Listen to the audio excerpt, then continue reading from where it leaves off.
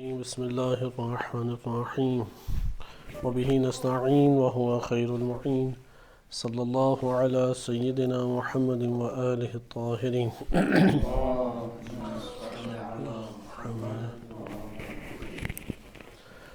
الکافی سے آپ کی خدمت میں کتاب التوحید میں وارد ہونے والی احادیث کی شرح کو بیان کیا جا رہا تھا۔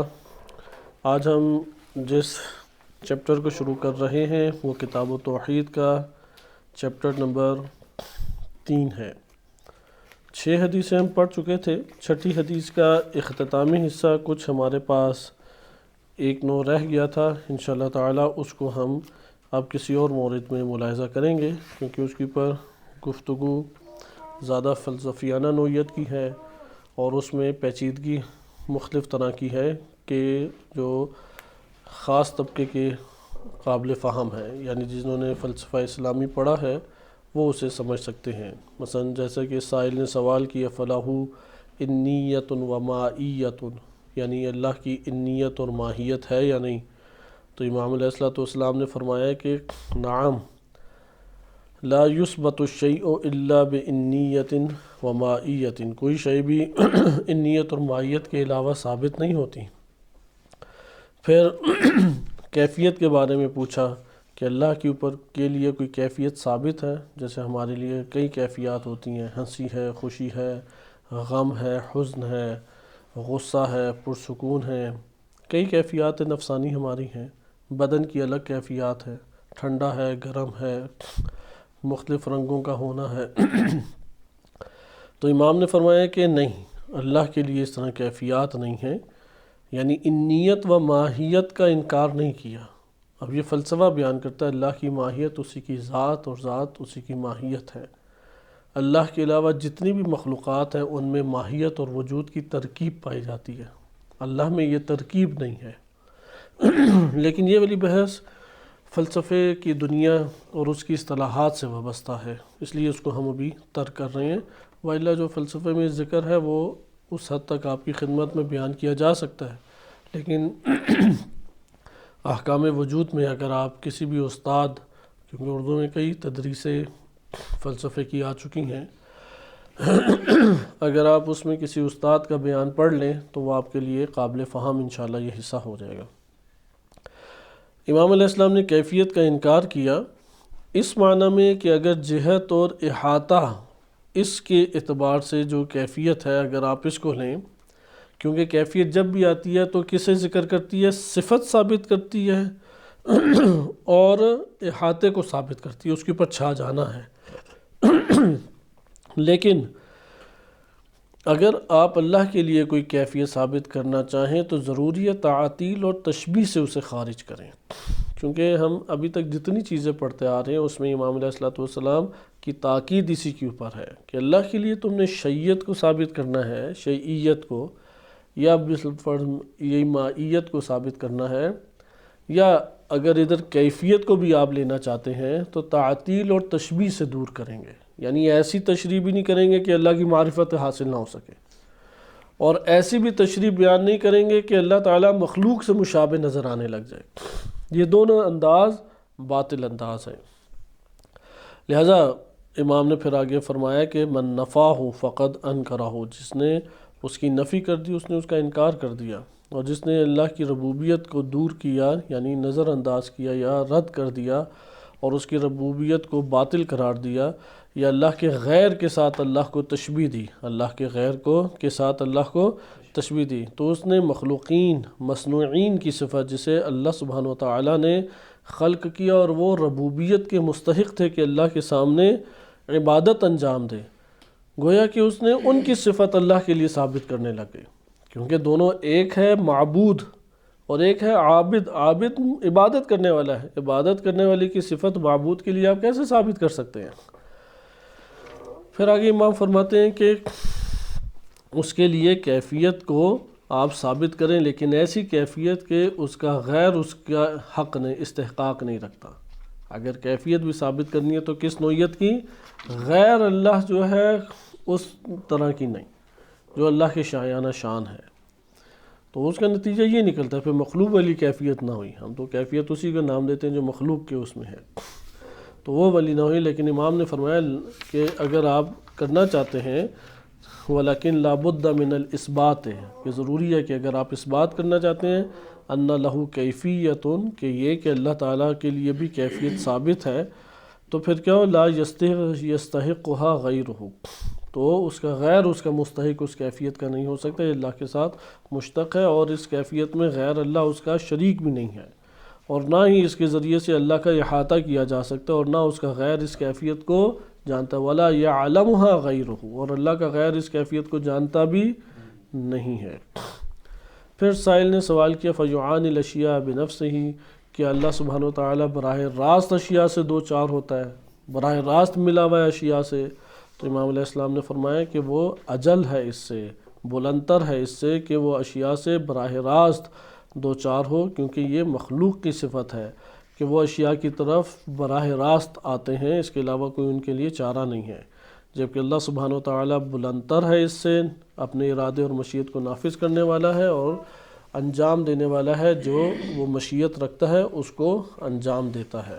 یہ حدیث ہمارے پاس ختم ہوئی، یہ حصہ مزید تشریح میں جایا جا سکتا تھا، لیکن ہم اس کے اوپر اکتفا کرتے ہیں تاکہ اگلے باب میں داخل ہو سکیں، اور کسی اور مورد میں بعض مباحث کے ذیل میں اسے دیکھیں گے تاکہ یہ توحید کی احادیث ہمارے لیے ایک دفعہ نظر سے گزرتی چلی جائیں۔ حدیث نمبر 7 وہ ایک تکراری حدیث ہے، ابتدا میں ذکر ہو چکی ہے، 7 حدیثیں تھیں 2 نمبر چیپٹر میں، تو 7ویں حدیث ہے جو کہ غالباً امام تقی علیہ السلام سے ہے۔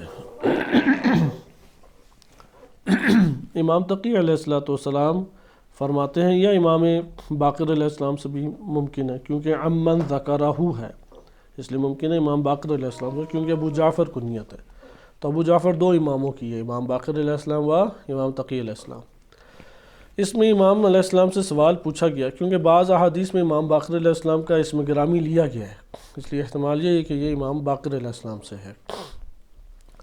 امام باقر علیہ السلام سے پوچھا گیا کیا جائز ہے کہ اللہ کو شیء کہا جا سکے؟ قال نعم، کہا جا سکتا ہے اللہ کو شیء، یخرجہ من الحدین، 2 حدوں سے اللہ کو خارج کرنا ہوگا، حد تعطیل و حد تشبیہ ہے، تعطیل اور تشبیہ سے آپ خارج کر کے شیء اللہ تعالیٰ کو آپ کہہ سکتے ہیں۔ آج اب ہم تیسرے چیپٹر کے اوپر، تیسرے چیپٹر میں فقط 3 حدیثیں ہیں۔ حدیث نمبر 3 صحیح سند حدیث ہے، تمام محدثین نے، علامہ مجلسی رحمۃ اللہ علیہ اور دیگر تمام بزرگان نے 3 نمبر حدیث کو صحیح سند حدیث قرار دیا ہے، بس چونکہ اس کا معنی صحیح سند حدیث میں وارد ہے، اس لیے بقیہ 2 حدیثیں بھی معنی میں مطابعت کی وجہ سے، صحیح حدیث کی اتباع کی وجہ سے صحیح قرار پا جائیں گی۔ حدیث نمبر 1 کو دیکھیں اور اس کا پھر میں آپ کی خدمت میں تعارف کراتا ہوں۔ اس میں 41 نمبر باب کتاب التوحید میں وہ اسی ٹاپک کے اوپر ہے۔ باب کا نام ہے باب انہ لا یعرف بہ، اللہ کی معرفت حاصل نہیں کی جا سکتی سوائے اللہ کے، اللہ تعالیٰ کی معرفت اللہ کے بغیر حاصل نہیں کی جا سکتی، یعنی معرفت اللہ ہی کے ذریعے سے حاصل ہوگی۔ توحید شیخ صدوق رحمۃ اللہ علیہ میں تقریباً 10 احادیث ہیں اس چیپٹر میں، انہوں نے 10 حدیثیں جمع کی ہیں، لیکن 41 نمبر باب ہے وہاں پہ، غالباً 41 یا 42 نمبر باب ہے، لیکن یہاں پہ 3 نمبر باب شیخ کلینی رحمۃ اللہ علیہ نے ذکر کیا ہے۔ پہلی حدیث دیکھیں، اس پہلی حدیث میں علی بن محمد وہ ذکر کرتے ہیں عمن ذکرہ، کہ جن سے انہوں نے ذکر کیا، اور وہ آگے احمد بن محمد بن عیسیٰ سے، اور وہ محمد بن حمران، اور محمد بن حمران فضل بن سکن سے۔ فضل بن سکن کہتے ہیں کہ امام صادق علیہ السلام نے یہ فرمایا کہ امیر المومنین علیہ السلام یہ فرماتے تھے اعرف اللہ باللہ، اللہ کے ذریعے اللہ کو پہچانو۔ ان حدیث کو بڑی توجہ سے سنیں، کیونکہ حدیث کا متن پہلے ہمارے ذہن میں محفوظ ہونا چاہیے، اور اس کے بعد انشاءاللہ ہم تحلیل کی طرف آئیں گے۔ اور یہ والی احادیث واقعاً سرمایہ ہے اہل بیت علیہ السلام کے مکتب کا، آپ کو کسی اور مکتب میں یہ حسن اور یہ عمیق توحید نظر نہیں آئے گی۔ بہت عمیق اس میں نکات ہیں کہ انسان جتنا علم حاصل کر لے، آہستہ آہستہ اس کے معارف انسان کے لیے وقت کے ساتھ کھلتے چلے جاتے ہیں اگر اللہ کی عنایات اس کے اوپر نچھاور ہوں۔ اعرف اللہ باللہ، اس حدیث کو حفظ بھی کریں حتماً۔ اعرف اللہ باللہ، اللہ کو پہچانو اللہ ہی کے ذریعے سے۔ والرسول بالرسالہ، اور رسول کو پہچانو رسالت کے ذریعے سے۔ یہ صحیح طریقہ ہے دین لینے کا۔ اللہ کو پہچانو اللہ کے ذریعے سے، رسول کو پہچانو اور رسالت کے ذریعے سے۔ کیا رسالت وہ موجود ہے، اس کا پیغام کیا ہے، شریعت کیا ہے، تعلیمات کیا ہیں۔ وَأُولِي الْأَمْرِ، اور اولی الامر کو پہچانو کس سے؟ بالامر بالمعروف والعدل والاحسان ہے۔ اولی الامر کو پہچانو امر بالمعروف سے اور عدل کا حکم دینے سے اور احسان کا حکم، نیکی کرنے کے حکم دینے سے۔ یہ وہی ٹاپک ہے کہ جو ہم مجالس جو عاشورہ پہلے عشرے کے تھے ہمارے پاس مجالس کا موضوع موجود، کہ امامت امام حسین علیہ السلام وہ جب قیام انہوں نے فرمایا تو روش ان کی کیا تھی؟ امر بالمعروف و نہی عن المنکر، کیونکہ امامت امر بالمعروف و نہی عن المنکر عدل اور احسان سے پہچانی جاتی ہے۔ اس لیے اولی الامر کو کس سے پہچانو؟ کیونکہ امر والا، اولی الامر یعنی امر والا۔ اب اس میں اگر کوئی احادیث سے مطلب نہ لے، ان چیزوں کا احادیث اس کا منبع نہ ہو، پھر اپنے خیالی دنیا میں آ جاتا ہے۔ جیسے اولی الامر کے معنی آپ کو دو ہی جگہ نظر آئیں گے شیعہ دنیا میں، ایک یہی احادیث کی روشنی میں جو ہمارے علماء نے لکھا ہے اور آیات کریمہ کی روشنی میں، اور دوسرا ہے جو ذاکر کے ذہن نے گھڑ کے بیان کیا ہے۔ انہوں نے کہا کہ امر جو ہے وہ سارا کا سارا جو ہے وہ اللہ تعالیٰ کے پاس تھا، اور اللہ کے پاس بھی جو امر ہے وہ جس کے ہاتھ میں اسے کہتے ہیں اولی الامر، یعنی اللہ نعوذ باللہ جس کے ہاتھ میں ہو وہ ہوتا ہے اولی الامر۔ صحیح ہے، پہلے امر کی تشریح کی کہ یہ سارے امور ہیں اور اللہ کے پاس سارے امور ہیں، اور پھر اللہ جس کے ہاتھ میں ہو وہ ہوتا ہے اولی الامر۔ یہ ہے بعض ذاکرین کے ذہنی اختراعات کا نتیجہ۔ آپ اس طرح کے کلپس وغیرہ ممکن ہے دیکھیں ہو آپ نے، لیکن ائمہ اہل بیت علیہم السلام امر سے مراد کیا ہے؟ امر یعنی دستور کا جاری کرنا، معروف کا آرڈر کرنا۔ ایک دفعہ آپ وعظ نصیحت کہتے ہیں، وہ وعظ اور نصیحت ہے جس میں آپ کا لب و لہجہ بڑا ملائم ہے، بڑا میٹھا ہے، بڑا پرسکون ہے، اور ایک اس کے ساتھ آپ کا عاجزانہ اور متواضع رویہ ہے۔ وہ کیا کہلاتا ہے؟ وعظ ہے، نصیحت ہے، دعوت ہے۔ یہ دعوت وغیرہ میں یہ ہوتا ہے کہ میں تمہیں بلاتا ہوں، مہربانی کرو اس طرح آ جاؤ، اور اپنے اوپر تم رحم کھاؤ، کس طرف چلے جا رہے ہو، این تذہبون، کہاں تم دوزخ کی طرف بڑھتے جا رہے ہو۔ لیکن ایک دفعہ کہتے ہیں کہ یہ غلط تم کر رہے ہو، تمہیں چاہیے کہ یہ کام کرو، یہ کام مت کرو۔ یہ جو آرڈر جاری کرنا ہے یہ ہے امر بالمعروف و نہی عن المنکر۔ وعظ و نصیحت اپنی جگہ ہے، وہ امر بالمعروف و نہی عن المنکر نہیں ہے۔ آپ اسے کہ میں تبلیغ کر رہا ہوں، میں دعوت دے رہا ہوں، میں وعظ کر رہا ہوں، اس کا بھی تو دین نے حکم دیا یا نہیں؟ لیکن جب آپ نے امر بالمعروف کرنا ہے تو کیا ہے؟ امر کرو معروف کا، کہو کہ یہ تمہیں چاہیے کہ یہ کام کرو، تمہارے لیے لازم ہے کہ یہ کرو۔ اب آج کے دور میں ممبر پہ ایک عالم امر بالمعروف کرے، وہ اس کے پیچھے ہی پڑ جاتے ہیں۔ وہ کہتے ہیں کہ یہ دیکھو یہ تو اپنی جمانا چاہتا ہے، یہ تو ون مین شو کرنا چاہ رہا ہے، یہ تو سب کو اپنے مطابق چلانا چاہتا ہے۔ وہ عادی ہی نہیں ہے نا کہ مفاہیم کو خود ان کے مطالب سے لیں۔ امام معصوم کو کس سے پیش؟ کیونکہ امر بالمعروف فقط امام کا وظیفہ ہے یا امت کا بھی وظیفہ ہے؟ کنتم خیر امت اخرجت للناس، ادھر کنتم خیر امت، اگرچہ ادھر پہلا مصداق امام معصوم ہے لیکن بقیہ امت کو شامل ہے یا نہیں؟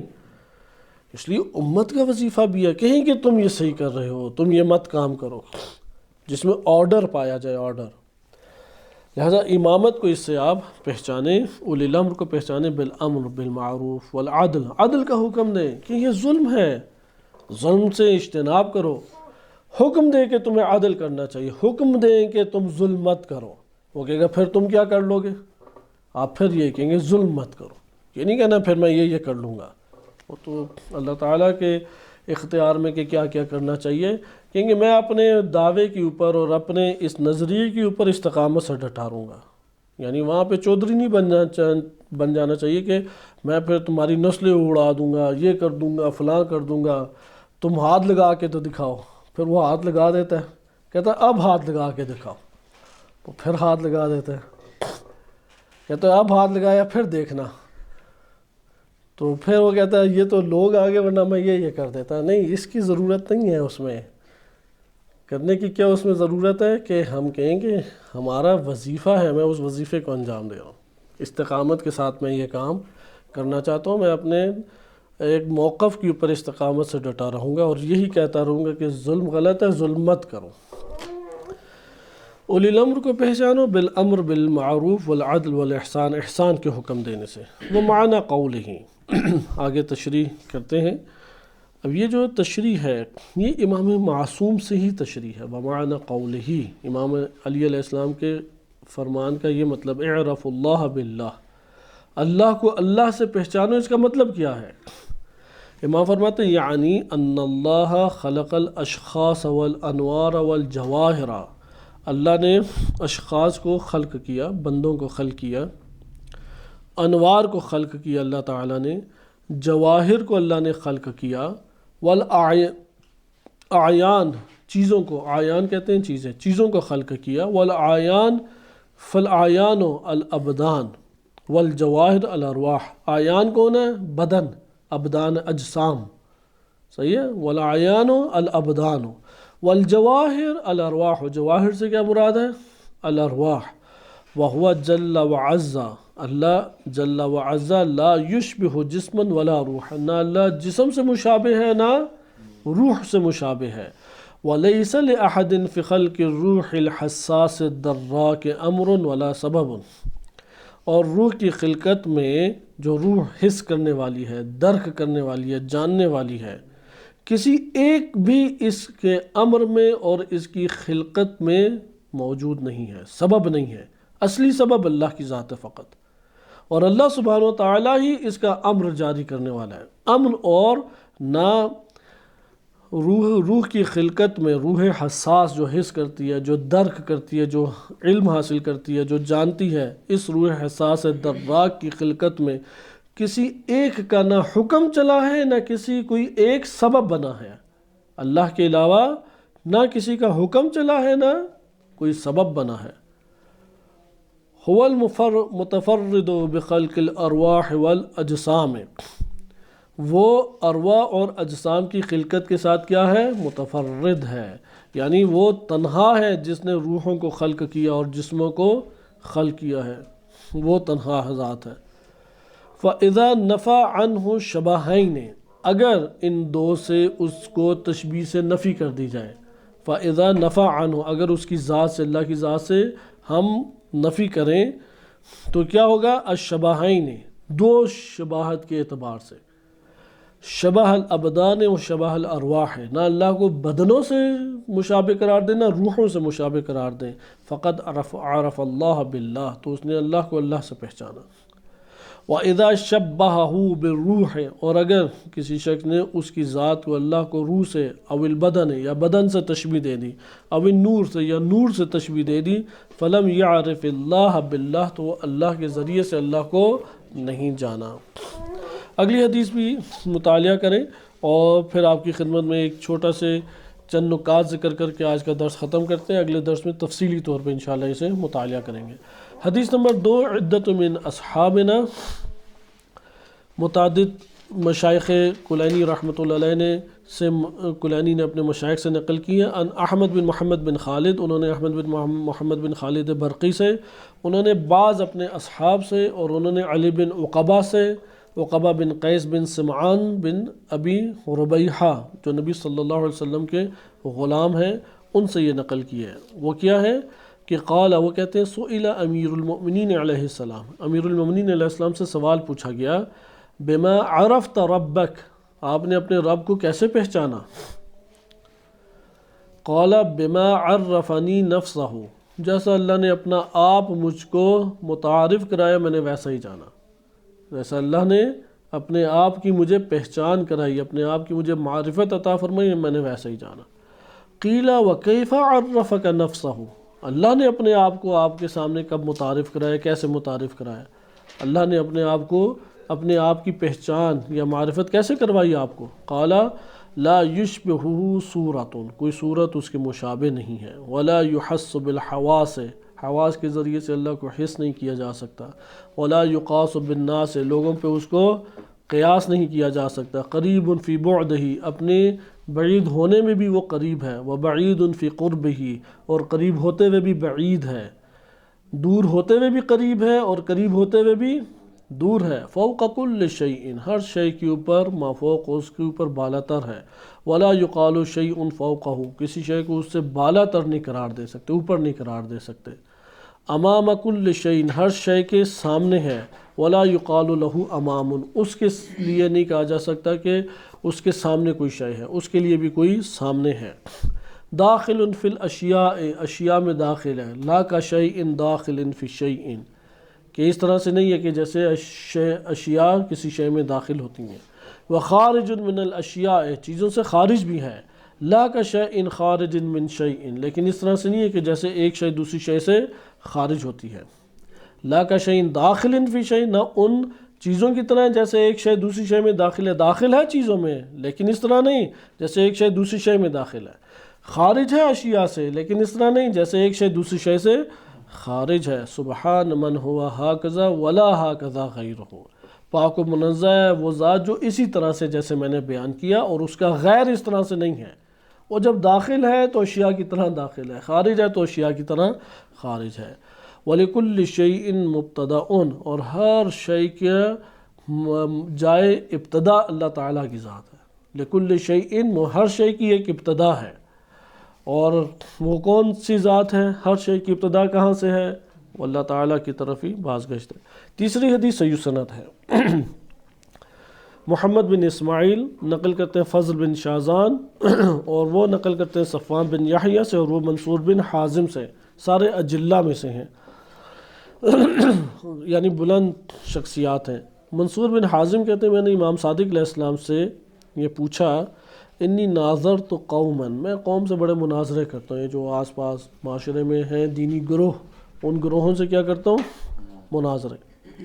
فقلت لہم، تو میں نے انہیں کہا، مناظروں کے دوران میں نے ان کو کہا، ان اللہ جل جلالہ، اللہ جل جلالہ اجل و اعز و اکرم، وہ بلندتر، اجل، اعز یعنی قوی تر، بلندتر، اور اکرم، اس سے بالاتر ہے، من ان یعرف بخلقی، کہ اسے اس کی مخلوق کے ذریعے سے پہچانا جا سکے، اس کی معرفت اس کی مخلوق کے ذریعے سے کی جائے، بل العباد یعرفون باللہ، بندے اللہ ہی کے ذریعے سے اس کی معرفت حاصل کرتے ہیں۔ فقال، امام علیہ السلام نے فرمایا، رحمک اللہ، اللہ تجھ پر رحمت کرے، بالکل ٹھیک تو نے کہا، اللہ تو اس پر رحمت کرے، بندے اللہ ہی کے ذریعے سے اس کی معرفت حاصل کرتے ہیں۔ اس کے بعد چوتھا باب آتا ہے، باب ادنی المعرفہ، وہ جو سب سے نچلے درجے کی معرفت ہے وہ کیا ہے، جو سب کے لیے حاصل کرنا ضروری ہے۔ اس باب میں بھی 3 حدیثیں ہیں، لیکن اس کو ہم بعد میں پڑھیں گے۔ یہ معرفت کے اعتبار سے 2 باب ہیں، یہ 2 باب کس اعتبار سے ہیں؟ معرفت۔ 5واں باب باب المعبود ہے، معبود کے بارے میں۔ یہ جو 2 باب ہیں اس میں ہم معرفت کے سب طریقے پڑھیں گے تفصیل سے، اور ان تینوں حدیثوں کی شرح الگ الگ ہے، ان تینوں حدیث کی شرح ہے۔ یہاں پہ ہم ایک سوال کو پہلے حل کرتے ہیں، کیا اللہ کے ذریعے سے ہی اللہ کی معرفت ہے؟ تو کیا مخلوق کے ذریعے سے اللہ کی معرفت نہیں حاصل کی جا سکتی؟ ہم دیکھتے ہیں کہ حاصل کی جا سکتی ہے۔ قرآن کریم کی آیات اس بات کو بتاتی ہیں، وَيَتَفَكَّرُونَ فِي خَلْقِ السَّمَاوَاتِ وَالْأَرْضِ، کہ وہ آسمان اور زمین کی خلقت میں تفکر کرتے ہیں، اور پھر کیا کہتے ہیں؟ سبحانک ما، نہیں سبحان ربنا، یعنی آخر میں وہ کہتے ہیں کہ تو نے انہیں باطل خلق نہیں کیا، ما خلقت ھذا باطلا، سبحانک ما خلقت ھذا باطلا۔ وہ اس نتیجے پہ پہنچتے ہیں، جب تفکر کرتے ہیں آسمان اور زمین کی خلقت میں، تو پھر کس نتیجے تک پہنچتے ہیں کہ تو نے اس کو باطل خلق نہیں کیا، اے ہمارے رب تو نے اسے باطل خلق نہیں کیا۔ لہذا ہر ذرہ دنیا کا آیت ہے جس کے ذریعے سے اللہ تک پہنچا جا سکتا ہے۔ اس طرح کے مواد علمی ہمارے پاس کئی احادیث اور آیات کریمہ واضح موجود ہیں۔ لہذا ایک طریقہ کار تو خلقت کے ذریعے سے ہے۔ عقل کے ذریعے سے معرفت حاصل نہیں ہو سکتی۔ ہم پڑھ چکے ہیں کہ عقل کے ذریعے سے عقلی معرفت ہے، لیکن عقل احاطہ نہیں کر سکتی، کنہ معرفت تک نہیں پہنچ سکتی۔ لیکن ایک استطاعت اللہ سبحانہ وتعالیٰ نے علمی طور پہ جو معرفت کا ایک مرحلہ رکھا ہے، عقل اس تک پہنچ سکتی ہے۔ لیکن اللہ لامحدود ہے، عقل محدود ہے۔ اللہ سبحانہ وتعالیٰ کی ذات جو ہے وہ اس کا احاطہ عقل نہیں کر سکتی، وہ عقلوں میں سمانے والا نہیں ہے، یہ ایک الگ مطلب ہے۔ لیکن عقلی معرفت تو ایک نوع معرفت موجود ہے۔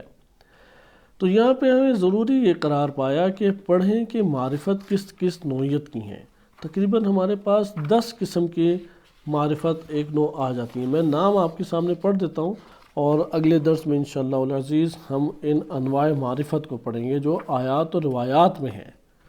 یعنی لب و لہجہ جو احادیث کا ہے وہ ہمیں جاننا ضروری ہے۔ یہاں پہ آپ یہ بات بھی کہہ سکتے ہیں، آیا ائمہ اہل بیت علیہ السلام لوگوں کے ذہن کے مطابق گفتگو کرتے تھے یا نہیں؟ معتبر احادیث میں ہے کہ انبیاء و ائمہ علیہ السلام لوگوں کے عقلی سطح کے مطابق گفتگو کرتے تھے، جو ان کی سطح فکری اور سطح عقلی سے بالاتر ہوتی تھی وہ انہیں بات بیان نہیں کرتے تھے تاکہ ایمان لا سکیں، تاکہ دین اختیار کر سکیں۔ جو امام ائمہ اہل بیت، یہ بات تو واضح ہو گئی، اس کا یہ مطلب ہے کہ زیادہ تر جو کلام ہوگا وہ عوام الناس کی سطح فکری کے مطابق امام نے کلمات بیان کیے اور مطالب بھی اسی سطح فکری کے ذکر کیے۔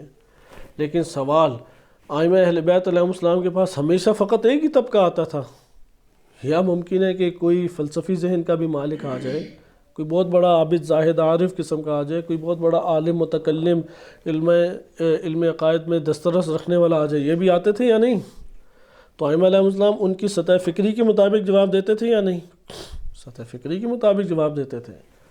اب جب حدیثیں ہم تک پہنچی ہیں تو وہ خلط صورت میں پہنچی ہیں یا اس کیٹیگری کو مد نظر رکھتے ہوئے حدیثیں ہم تک پہنچی ہیں؟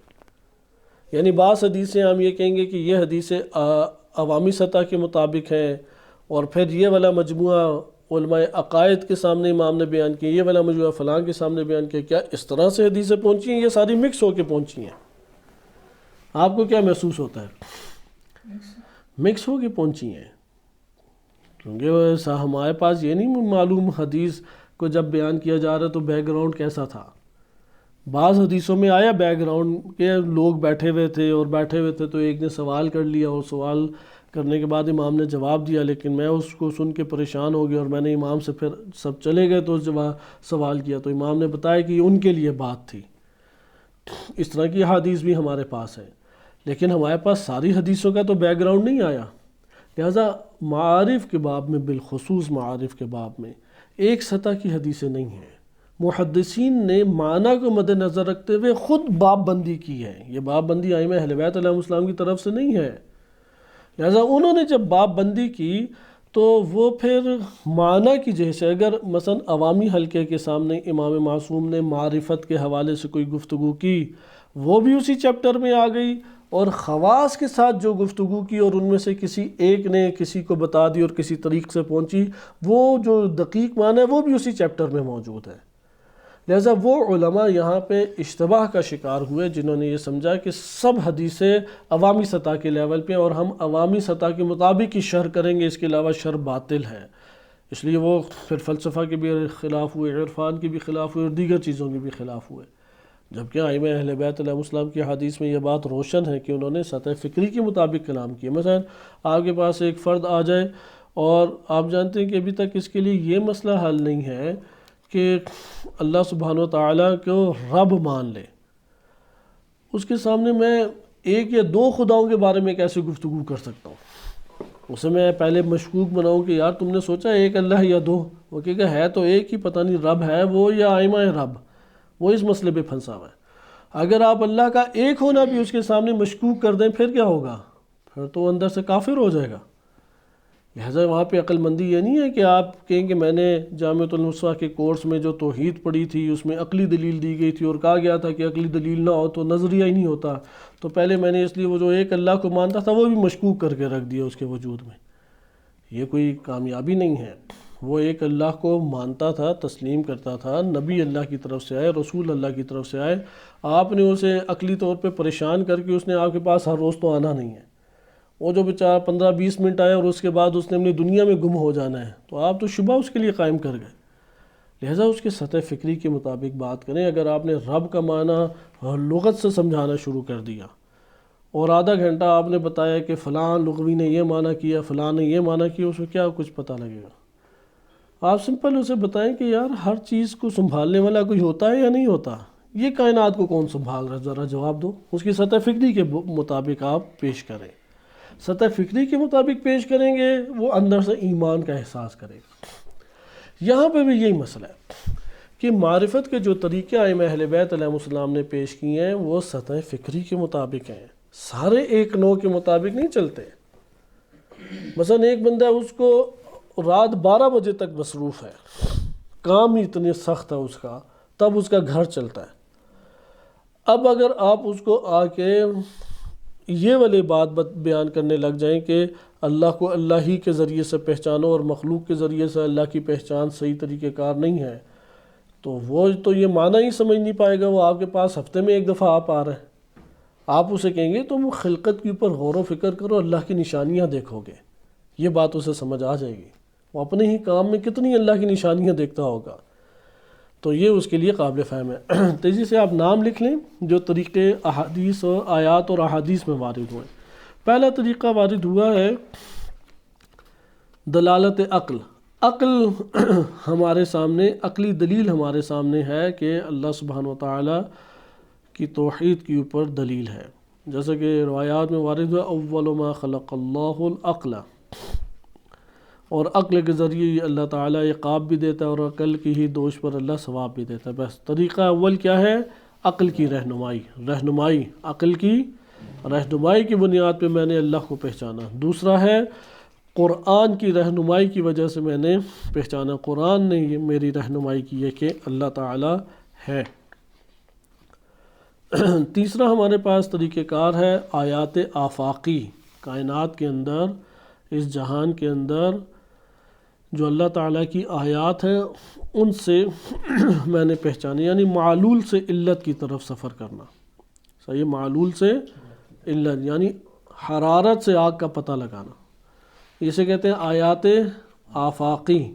آیات آفاقی یعنی دن رات، سورج چاند ستارے اور دنیا کی خلقت کے اوپر غور و فکر کرنا، مخلوقات پہ غور و فکر کر کے اللہ کی معرفت حاصل کرنا۔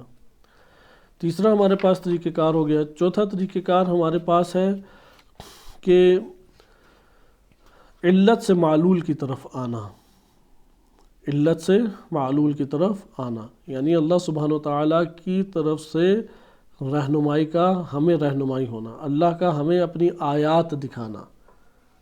ایک دفعہ تو میں نے خود سے کوشش کی، اللہ نے توفیق دی اور میں نے مخلوقات کو دیکھ کے، یعنی میری آنکھوں نے دیکھا، میرے نفس نے دیکھا آیات اور اللہ کو پہچانا۔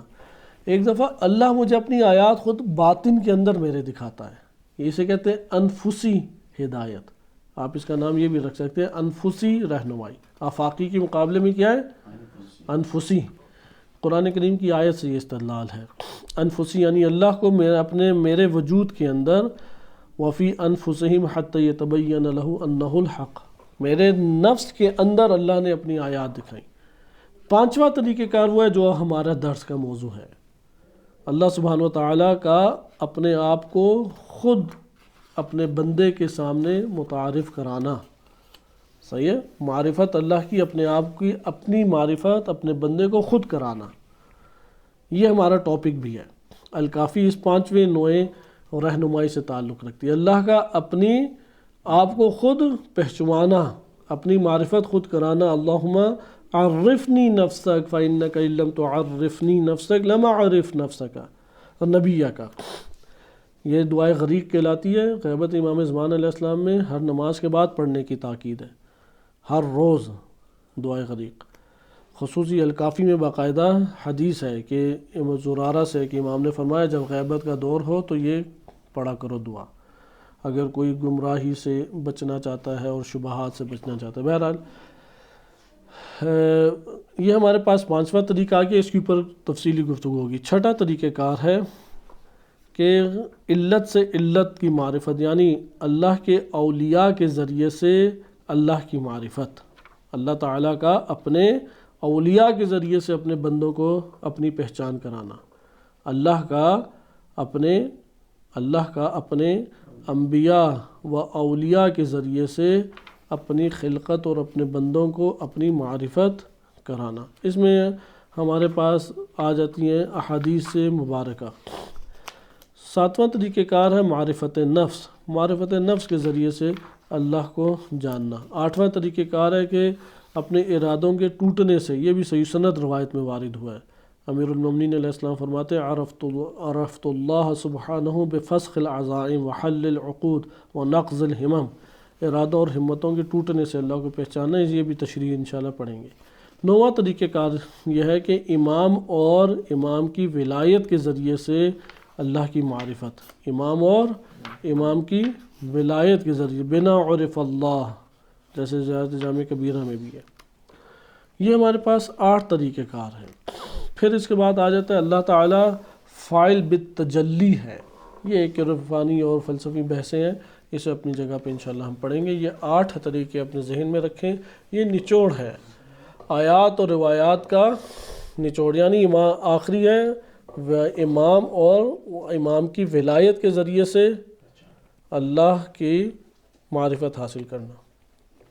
یہ 8 طریقے ہیں اللہ تعالیٰ نے ہمارے لیے قرار دیے ہیں آیات اور روایات کے ضمن میں، باقی انشاءاللہ اگلے درس میں ملاحظہ کریں گے۔ صلی اللہ علی سیدنا محمد وآلہ الطاہرین۔